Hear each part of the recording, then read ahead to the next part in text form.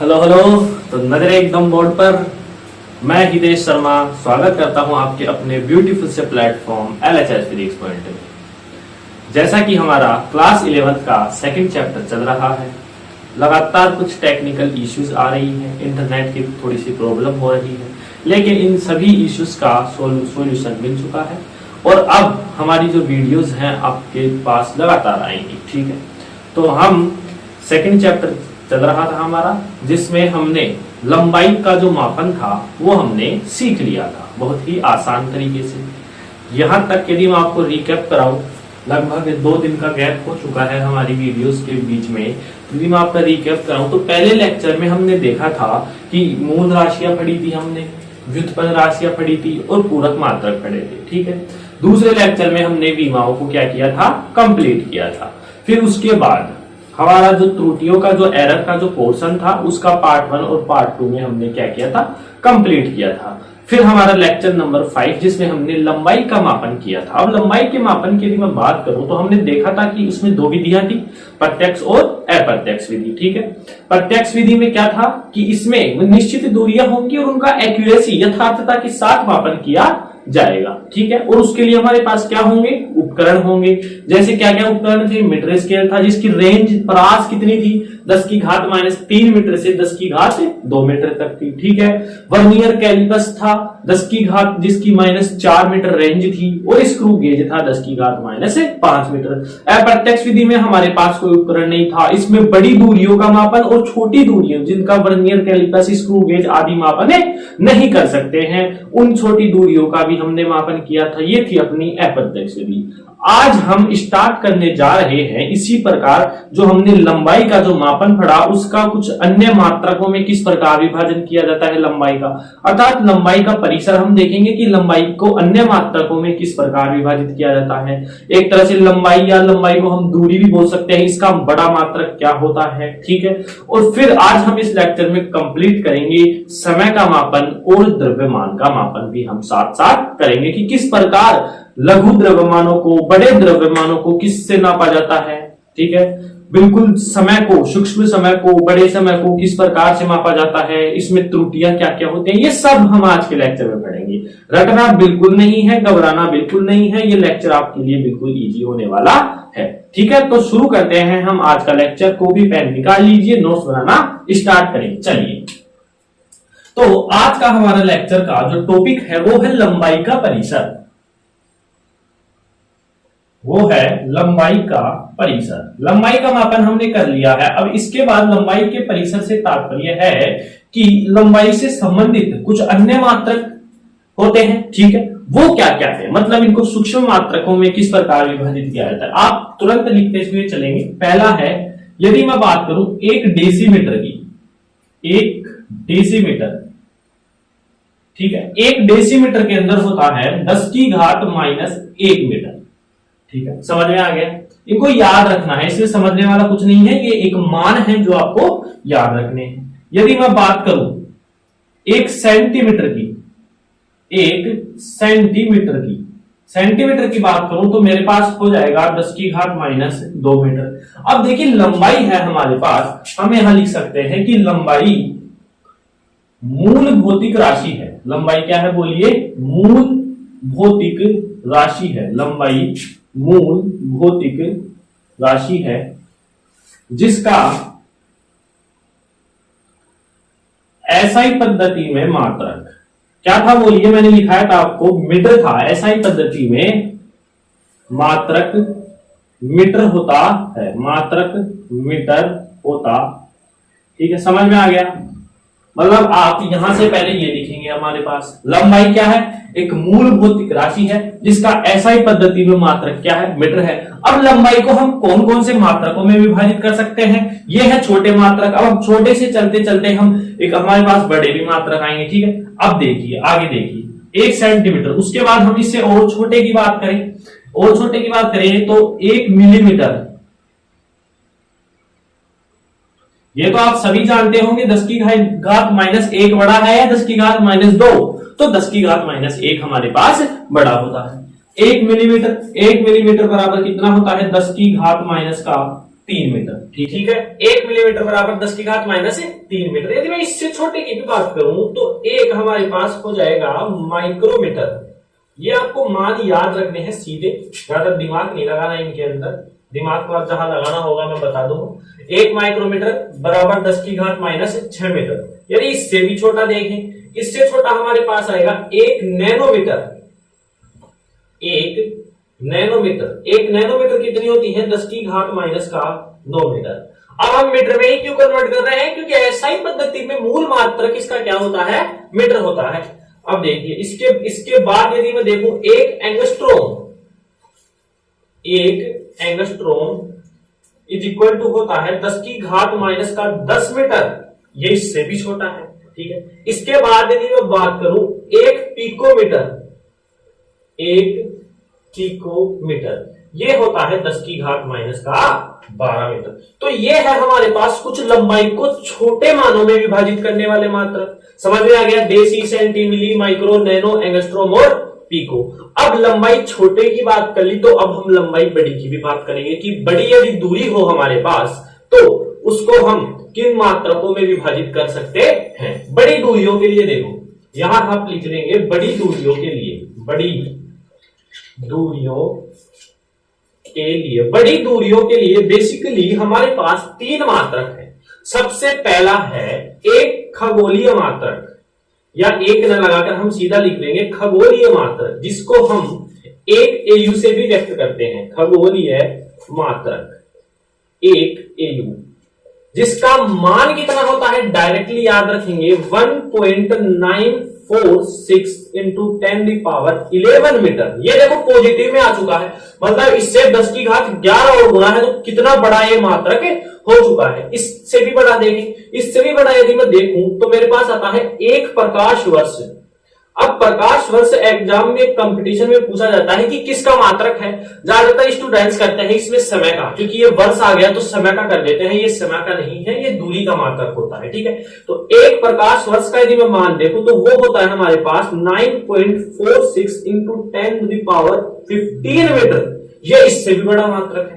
तो ये था प्रकाश वर्ष। अब मैं इससे बड़े की बात करूं तो मेरे पास हो जाएगा एक पारसेक, जिसका मान होता है 3.0810⁻16 मीटर। ये दूरी का सबसे बड़ा मात्रक है। ये 2 वेरी इंपॉर्टेंट है।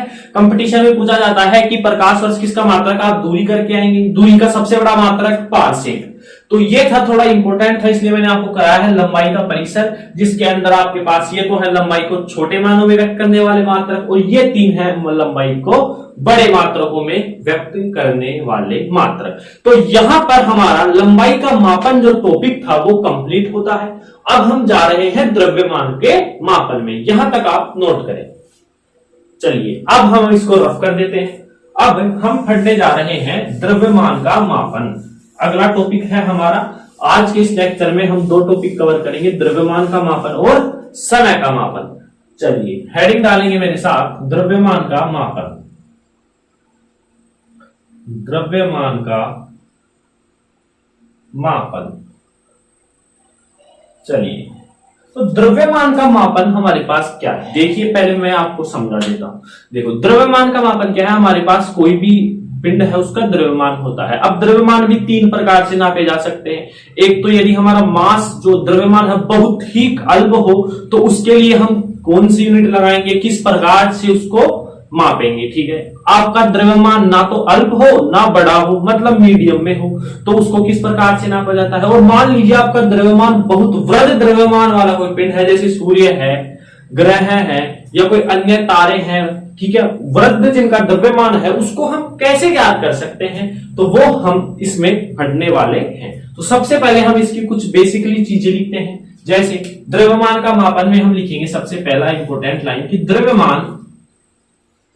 द्रव्यमान एक मूल भौतिक राशि है। पता है सभी को, द्रव्यमान एक मूल भौतिक राशि है। ये बेसिकली मैं चीजें लिखा रहा हूं जो फर्स्ट लेक्चर में मैं आपको बता चुका हूं। तो द्रव्यमान एक मूल भौतिक राशि है। अब इसका मात्रक क्या होता है,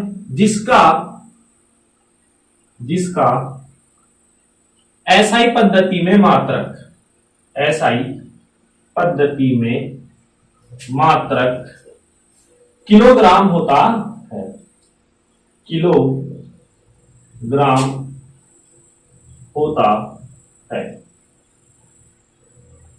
एसआई पद्धति में मात्रक क्या होगा इसका? किलोग्राम होगा। ठीक है, यदि मैं बात करूं सीजीएस पद्धति की, सीजीएस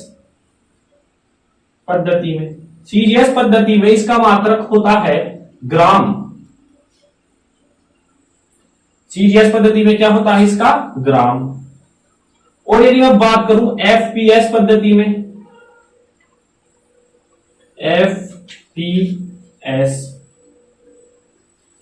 एफपीएस पद्धति में क्या हो जाएगा बोलिए? पाउंड।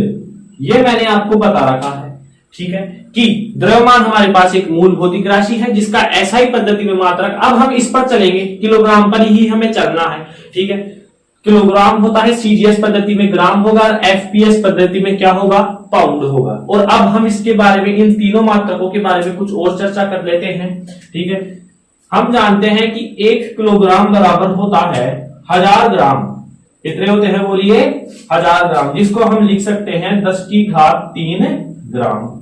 ठीक है, यदि मैं 1 पाउंड की बात करूं, ये तो ग्राम है, इसको परिवर्तित करने की कोई आवश्यकता नहीं है, किलोग्राम से छोटा मात्रक में मैं व्यक्त करना चाह रहा हूं ग्राम में। यदि मैं पाउंड को भी ग्राम में करूं तो देखिए 1 पाउंड बराबर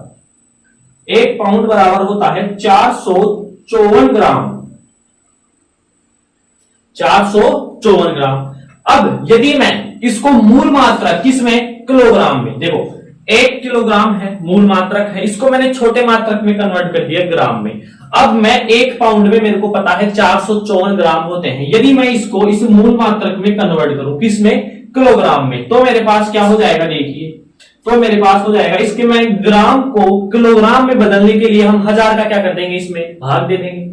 तो जब मैं 1000 का इसमें भाग दूंगा, 454 भाग 1000, तो मेरे पास आ जाएगा 0.454 किलोग्राम। तो आपको ये पूछ रहे कि 1 पाउंड में कितने ग्राम? तो इतने ग्राम, और किलोग्राम होते हैं इतने। तो ये थी हमारी कुछ बेसिक सी चीजें थी। ठीक है, तो यहां तक आप नोट करिए। या इसमें मैं एक चीज और जोड़ूं, तो यदि कोई आपसे पूछे कि 1 मिलीग्राम बराबर होता है 10⁻³ ग्राम। ये न्यूमेरिकल में इसी टाइप के जो मैं जरूरी है वही मान आपको लिखा रहा हूं, डायरेक्ट आपको याद रखने हैं। 1 मिलीग्राम बराबर 10⁻³ ग्राम होता है। यदि मैं इसी को केजी में कन्वर्ट करूं तो 1000 का भाग दे देंगे इसके अंदर। देखिए 10⁻³ और 10⁻1000 को कितना लिख सकता हूं मैं? 3 लिख सकता हूं। जब 10⁻³ ऊपर आएगी तो माइनस का हो जाएगा, और ये क्या हो जाएगा? 10⁻⁻6 किलोग्राम। तो ये है हमारी कुछ इससे द्रव्यमान से रिलेटेड बहुत बेसिकली कुछ चीजें हैं, वो आपको याद रखनी है डायरेक्टली, यहां तक आप नोट करें। चलिए अब हम इसका मापन में चलते हैं। ये तो हुई मात्रकों की बात, सूक्ष्म मात्रक देख लिए हमने, किलोग्राम, पाउंड और ग्राम, ये सभी में हमने देख लिए। अब देखिए, अब हम सबसे पहले बात कर रहे हैं, यदि आपका द्रव्यमान बहुत ही क्या हो? अल्प हो, तो उसका मान हम कैसे लिखेंगे? हेडिंग डालिए, यदि द्रव्यमान अल्प हो,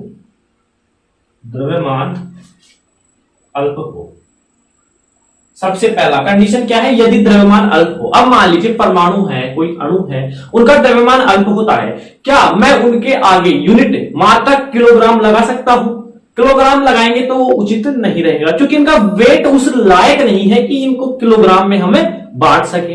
इनका तो द्रव्यमान ही बहुत सूक्ष्म है, और किलोग्राम सब बड़ी राशि है द्रव्यमान की, तो हम उसमें उसको व्यक्त नहीं करेंगे। तो सबसे पहली लाइन लिखेंगे हम, परमाणु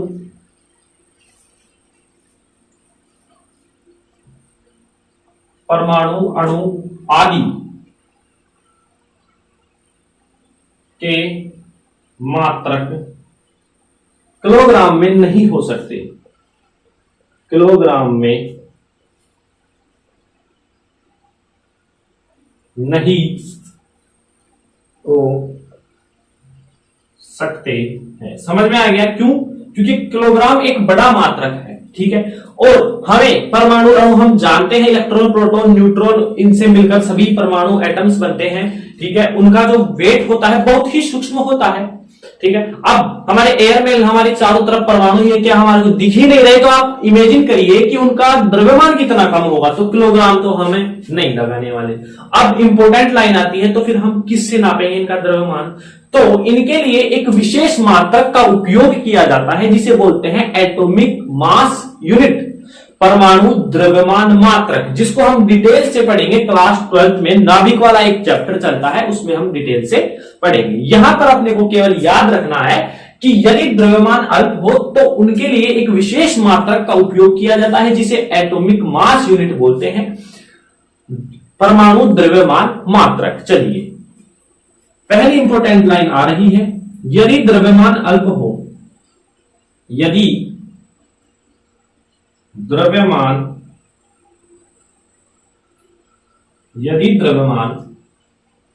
अल्प हो तो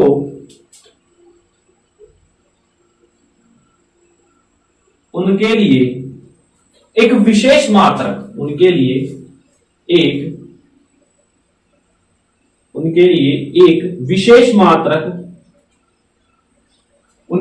एक विशेष मात्रक का उपयोग किया जाता है, उनके लिए एक विशेष मात्रक का उपयोग किया जाता है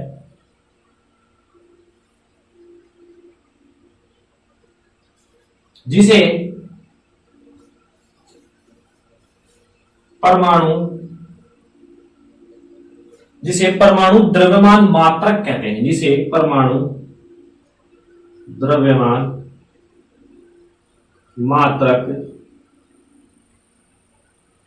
कहते हैं। आप यहां तक नोट करें, मैं मार्कर में इंक डालता हूं।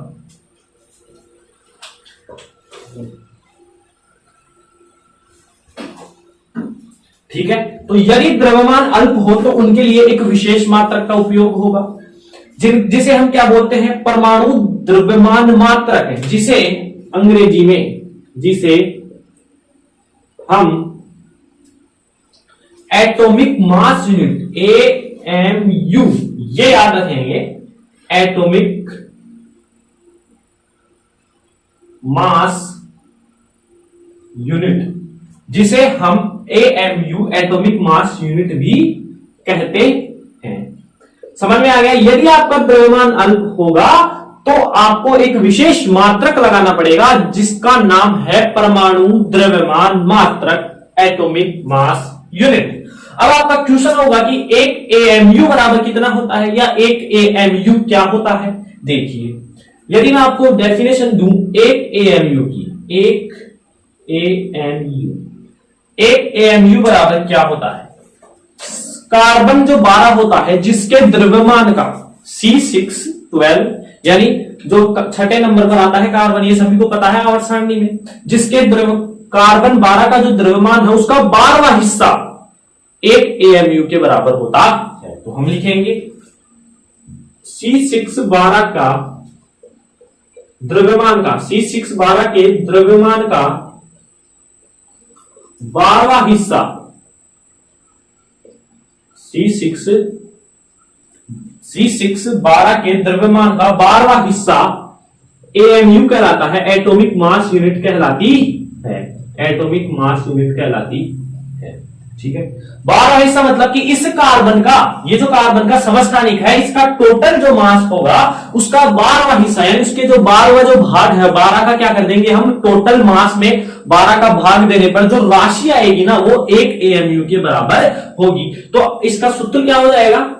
एक AMU बराबर होता है हमारे पास C612 का द्रव्यमान, इसका टोटल द्रव्यमान, इस समस्थानिक का टोटल क्या आएगा द्रव्यमान, उसका हम किसके भाग दे देंगे, 12 का भाग दे देंगे, और हमारे पास जो राशि आती है 1.66 इंटू 10⁻⁻27, क्या बोलिए, किलोग्राम। इसका मात्रक भी तो होगा किलोग्राम। एक AMU बराबर इतना हमारे पास होता है। कार्बन जो 12 है उसका हम टोटल क्या दे देंगे, कुल जो द्रव्यमान है कार्बन 12 समस्थानिक का, उसमें 12वें हिस्से का, देखो कितना कितना अल्प आ जाएगा मान, उसके 12वें हिस्से का भाग देना है। तो ये मान आया है 1.66 इंटू 10⁻⁻27 किलोग्राम, जो कि बहुत ही अल्प है। तो ये है एक एएमयू का मान। अब आपका नेक्स्ट क्वेश्चन होना चाहिए कि जो ये C612 है उसका जो द्रव्यमान है हम कैसे निकालेंगे। ये हम अगले वाले चैप्टर में डिटेल से अध्ययन करेंगे। यहां पर मैं एक लाइन में आपको बता दूंगा कि इसका जो द्रव्यमान है वो हम एक विधि आती है, स्पेक्ट्रम लेखी द्रव्यमान विधि, द्रव्यमान स्पेक्ट्रम लेखी एक विधि होती है, उसकी सहायता से हम क्या करते हैं, इसका मान ज्ञात करते हैं। उसकी भी मैं एक डेफिनेशन लिखा देता हूं यहां पर, और जब आगे आएगा तो उसको हम डिटेल से अध्ययन करेंगे। तो यहां तक आप नोट करें। चलिए तो अब हम आगे चलते हैं। यदि द्रव्यमान अल्प हो तो किसका यूज करेंगे हम, एटॉमिक मास यूनिट का यूज करेंगे, जिसका मान मैंने बता दिया है कितना है 1.66 इंटू 10⁻⁻27 किलोग्राम। यहां और लिख देता हूं मैं, एक एएमयू बराबर 1.66 गुणा 10⁻⁻27 केजी। ठीक है, यह है इसका मान।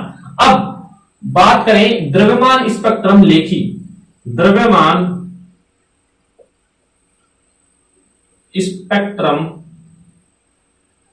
द्रव्यमान स्पेक्ट्रम लेखी की यदि मैं डेफिनेशन दूं, द्रव्यमान स्पेक्ट्रम जो लेखी है मेरे पास वो क्या होती है, C612 के द्रव्यमान का, इस द्रव्यमान स्पेक्ट्रम लेखी से हम उसका मास ज्ञात कर सकते हैं। क्या होती है ये, यदि विद्युत क्षेत्र व चुंबकीय क्षेत्र, विद्युत क्षेत्र व चुंबकीय क्षेत्र को लंबवत करके एक दूसरे के परपेंडिकुलर करते हैं, लंबवत करके। अब आप मेरे को बताएंगे विद्युत क्षेत्र चुंबकीय क्षेत्र में आवेशित कण होंगे, तभी तो विद्युत क्षेत्र उत्पन्न हुआ और तभी चुंबकीय क्षेत्र उत्पन्न हुआ। विद्युत क्षेत्र व चुंबकीय क्षेत्र, यहां क्षेत्र लिख देंगे, चुंबकीय क्षेत्र, विद्युत क्षेत्र व चुंबकीय क्षेत्र को लंबवत करके आवेशित कणों को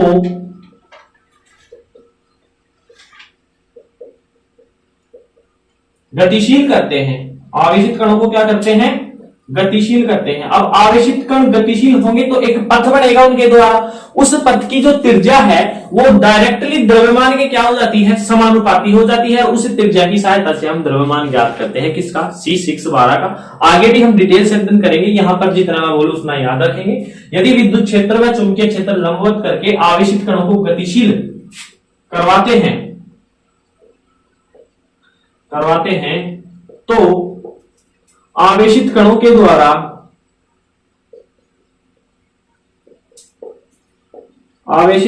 द्वारा बना पथ की त्रिज्या, बना पथ की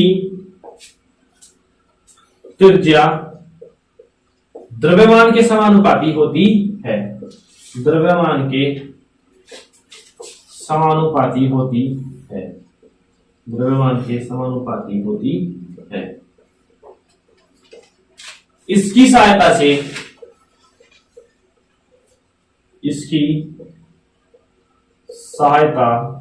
से, हम C612 का द्रव्यमान ज्ञात कर सकते हैं, का द्रव्यमान ज्ञात कर सकते हैं। ठीक है, तो ये था स्टूडेंट्स हमारा अल्प यदि आपके पास द्रव्यमान हो तो समझ में आ गया कौन सी यूनिट आएगी, एटॉमिक मास यूनिट, जिसका मान मैंने बता दिया। C612 को किस प्रकार से हम फाइंड करेंगे, द्रव्यमान स्पेक्ट्रम लेखी। यदि विद्युत क्षेत्र चुंबकीय क्षेत्र एक दूसरे के परपेंडिकुलर हो, आपको पता है कि उनमें कुछ आवेशित कण होंगे, यदि हम उसको गतिशील कराएंगे तो उनके द्वारा एक पथ बनेगा जिसकी त्रिज्या द्रव्यमान के समानुपाती हो जाएगी, हम द्रव्यमान ज्ञात कर सकते हैं। ठीक है, अब हम बात करते हैं बड़े द्रव्यमानों से पहले छोटे द्रव्यमान। आपको पता है यदि नॉर्मल, ना तो वो छोटे हैं ना वो बड़े हैं, तो उनको हम सामान्य तुला, जैसे हम किसी भी शॉप पर जाते हैं तो उसमें परचून की दुकान होती है, तो उसमें जो तुला होती है उनके द्वारा हम नाप सकते हैं सामान्य वेट को। ठीक है,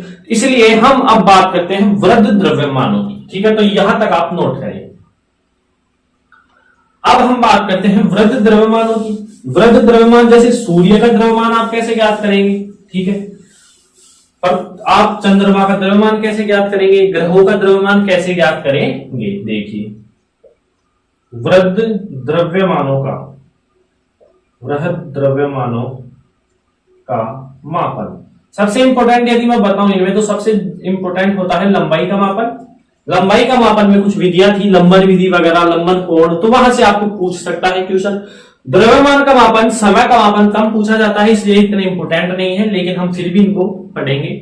बहुत ही डीपली हम इनको पढ़ रहे हैं, इनके मात्रकों पर जा रहे हैं, छोटे बड़े सब कुछ मैं आपको बता रहा हूं। तो वृहद द्रव्यमानों का मापन देखिए, यदि मान लीजिए बड़े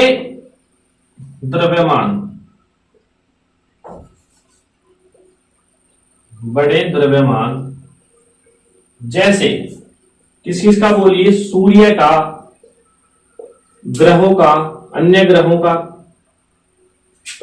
और चंद्रमा का आदि,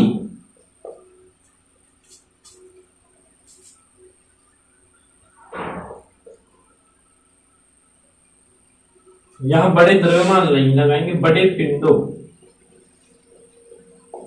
बड़े पिंडों जैसे सूर्य है हमारे पास, ग्रह है, चंद्रमा है आदि का द्रव्यमान गुरुत्वाकर्षण बल के द्वारा ज्ञात किया जाता है। गुरुत्वाकर्षण बल के द्वारा ज्ञात किया जाता है। गुरुत्वाकर्षण बल क्या होता है? F is equal to G m1 m2 upon का r स्क्वायर, ये होता है गुरुत्वाकर्षण बल।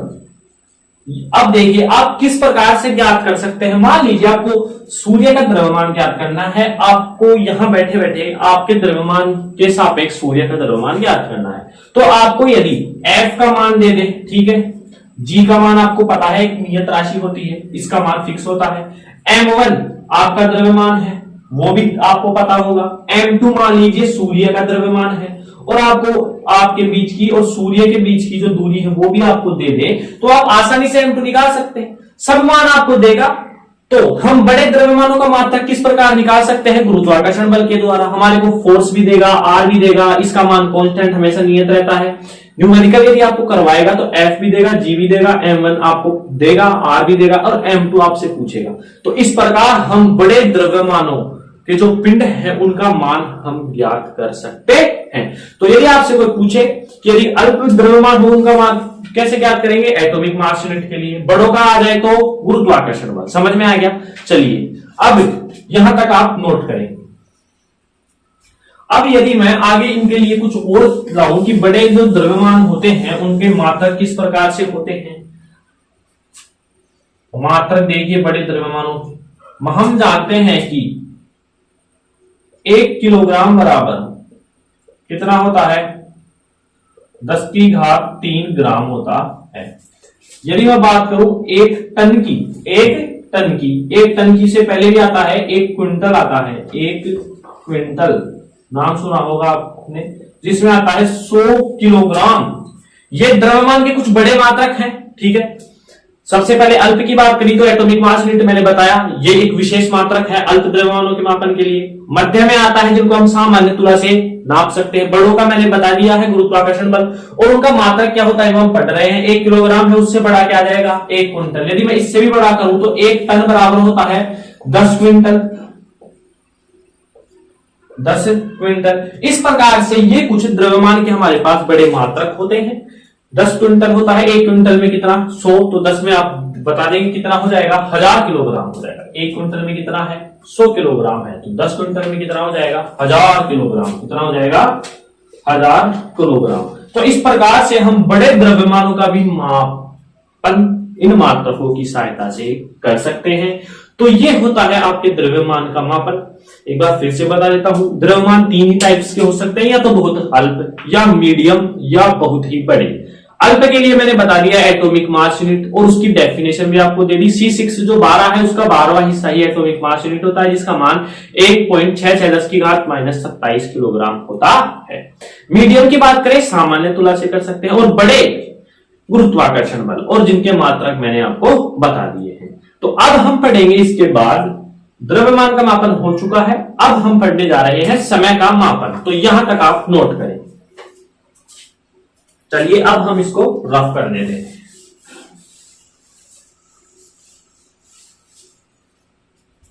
तो नेक्स्ट टॉपिक है हमारे पास समय का मापन। चलिए हेडिंग डालिए समय का मापन। समय का मापन वही हम पढ़ेंगे जो सब में पढ़ते हुए आ रहे हैं कि यदि समय बहुत अल्प हो तो कौन कौन से मात्रक यूज में आएंगे, किस प्रकार नापेंगे। यदि समय बड़ा हो जैसे मिनट में हो, घंटा में हो, दिन में हो, सप्ताह में हो, ईयर में हो, ठीक है ना, तो किस में मापेंगे। और यदि समय को शुद्धता से मापना है तो कौन सी घड़ी का उपयोग करते हैं जो फिजिक्स के अनुसार प्रदान की गई है हमारे को, ठीक है, और वो किस प्रकार से वर्क करती है, ये सब हम पढ़ने वाले हैं। तो सबसे पहले मैं बात करता हूं समय का मापन की। तो सबसे पहले हम वही बेसिक सी लाइन लिखेंगे, समय मूल भौतिक राशि है, ये आपको पता है। समय मूल भौतिक राशि है। समय मूल भौतिक राशि है जिसका मात्रक, जिसका एसआई पद्धति में मात्रक, जिसका एसआई पद्धति में मात्रक क्या होता है बोलिए, सेकंड होता है। चाहे एसआई ले लो, एसआई का मतलब सब इंस्पेक्टर नहीं है, यहां पर पद्धति है एक, ठीक है। चाहे एसआई ले लीजिए या सीजीएस ले लीजिए या आप एफपीएस ले लीजिए, सब में समय का मात्रक क्या होता है बोलिए, सेकंड होता है। अब मैं बात कर रहा हूं यदि समय का मान अल्प हो, समय का मान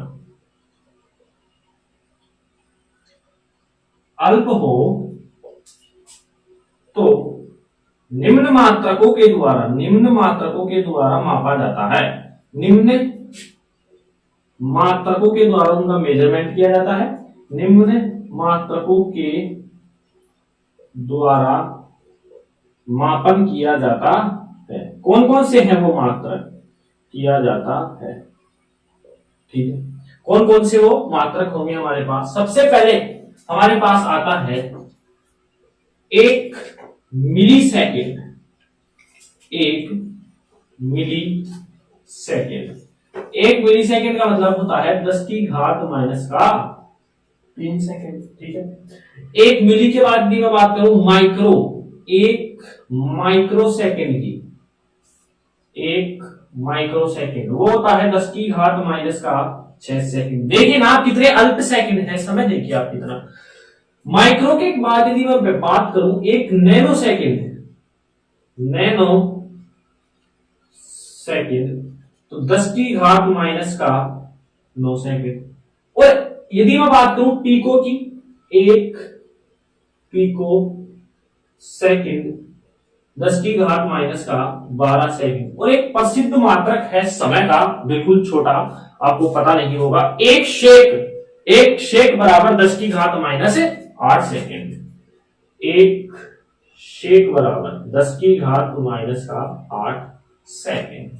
तो ये देखिए ना आप, तो समय के यदि आप अल्प है आपका समय तो उसके मात्रक देखिए, मिली इससे छोटा माइक्रो, इससे भी छोटा नैनो, इससे भी छोटा पीको, और जो शेक है हमारा वो इनके बीच में आता है, ठीक है, जो मैंने नीचे आपको लिखा है। तो ये तो है समय जब आपके पास अल्प हो तो इस प्रकार से उसका मेजरमेंट किया जाता है, इन मात्रकों की सहायता से उसको मापा जाता है। तो यहां तक आप नोट करें।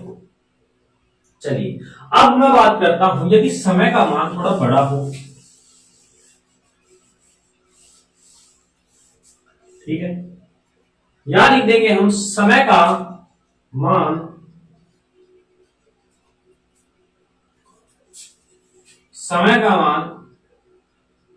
बड़ा हो तो निम्न मात्रकों के द्वारा मापन किया जाता है। सबसे पहले यदि मैं बात करूं 1 मिनट, बेसिकली चीजें हैं, 1 मिनट बेसिक सी चीजें हैं, ये आपको पता होगा कितना होता है सेकंड, इसमें 60 सेकंड। अब देखो हम सेकंड में क्यों कन्वर्ट कर रहे हैं, क्योंकि हमारा जो मात्रक है वो 60 सेकंड, सॉरी वो सेकंड है, मात्रक क्या है सेकंड, तो इसलिए हम 1 मिनट को भी 60 सेकंड में कन्वर्ट कर दिया। मिनट से बड़ा होता है 1 आवर। 1 घंटे में कितनी मिनट होती है 60 मिनट, और 1 मिनट में कितनी सेकंड होती है 60 सेकंड। तो यानी 1 घंटे में कितनी सेकंड हो जाएगी? 60 into 60 is equal to 3600 second. ये हो गई 1 घंटे की बात। यदि मैं 24 हावर्स की बात करूं, ठीक है, 24 हावर्स में कितनी मिनट होंगी? 1 घंटे में कितनी मिनट होती है? ये देखिए 1 मिनट में 60 सेकंड हो रही है हमारे। 1 घंटे में 60 मिनट है और सेकंड कितनी है? 3600 सेकंड है। यदि मैं 24 घंटे की बात करूं, तो यदि मैं सेकंड की बात करूं, देखिए 1 घंटे में कितनी सेकंड है? 3600। तो 24 घंटे में कितनी होगी? तो डायरेक्ट हम लिखते हैं 3600 इंटू 24। तो 0 0 24 0 होता है 144 का 4। हासिल आई है इसकी 40। 24 को यदि मैं 3 से गुणा करता हूं तो मेरे पास आता है कितना? 72 आता है। 72 में हम 14 जोड़ते हैं तो कितना हो जाएगा हमारे पास? 86। यानी हमारे पास कितनी सेकंड आ जाती है एक दिन में? 86,400 सेकंड। देखिए कितनी ज्यादा हो गई। 1 मिनट में 60, 1 आवर में 3600, 24 घंटे में 86,400। इसके बाद की मैं मात्रक देखता हूं तो 7 डेज का हो जाता है हमारे पास 1 वीक, 1 सप्ताह। अब देखो 1 दिन में कितना? इतना सेकंड, तो इसको 7 से गुणा कर देंगे। ठीक है, ये हो गया हमारे पास। इसका बड़ा मात्रक यदि मैं देखूं, 7 दिन के बाद आता है 1 पखवाड़ा आता है जिसमें 15 दिन होते हैं। अब आप गुणा कर करके लिख लेंगे 1 पखवाड़ा। ठीक है, उसके बाद आता है इससे भी बड़ा 1 महीना। महीने की यदि मैं बात करें तो बेसिकली 28 भी होता है, 29 भी होता है, 30 भी होता है, 31। लेकिन जब महीने में आपको पूछे कितनी सेकंड होते हैं तो हम 30 दिन वहां लेंगे। कितने लेंगे?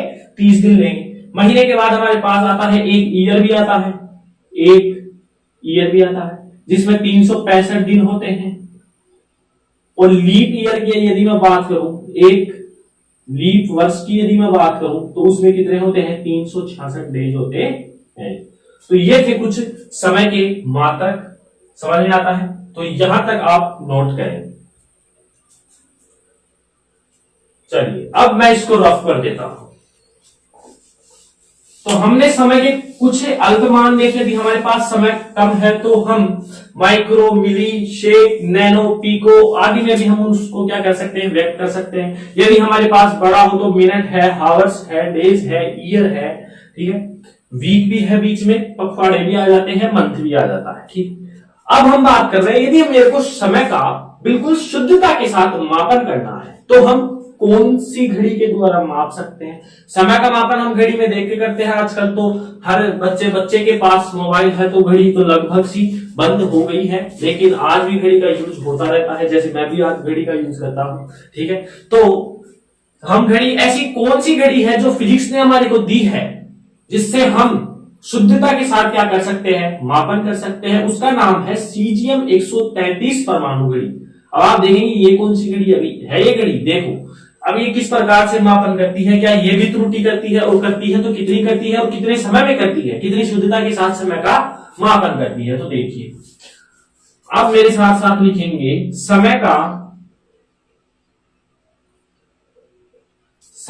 परिशुद्धता के साथ, समय का परिशुद्धता के साथ मापन करने के लिए, समय का परिशुद्धता के साथ मापन करने के लिए सीजियम 133 परमाणु घड़ी, सीजियम 133 परमाणु घड़ी का उपयोग किया जाता है। ठीक है, सीजियम 133 परमाणु घड़ी का हमारे पास उपयोग किया जाता है। अब सीजियम 133 हमारे पास जो परमाणु है उसकी घड़ी की 1 सेकंड किसके बराबर होती है? देखिए अब ये आपको पता है कि सीजियम 133 परमाणु जो घड़ी है वो समय का शुद्धता के साथ मापन करती है। तो अब इसकी छोटी से छोटी इकाई सेकंड है तो उसकी 1 सेकंड किसके बराबर होती है? देखिए यहां पर हम इसकी बात करेंगे 1 सेकंड की। मैं इसकी डेफिनेशन दे रहा हूं। जब इलेक्ट्रॉन सीजियम में विभिन्न ऊर्जा स्तरों में संक्रमण होते हैं। विभिन्न ऊर्जा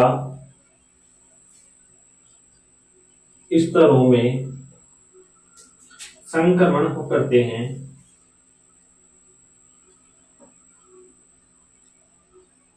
विभिन्न ऊर्जा स्तरों में संक्रमण करते हैं तो हमारे पास विकिरण उत्सर्जित होती है।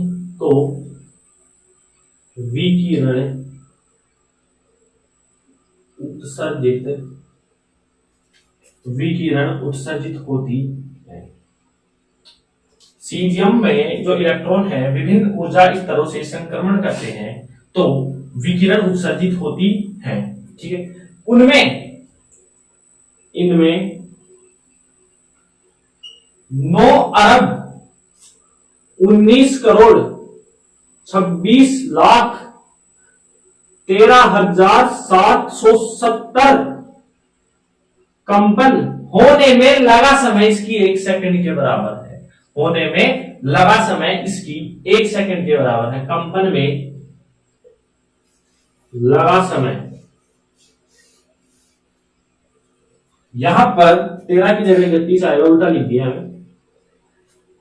9 अरब 19 करोड़ 26 लाख 31,770 कंपन होंगे। कब?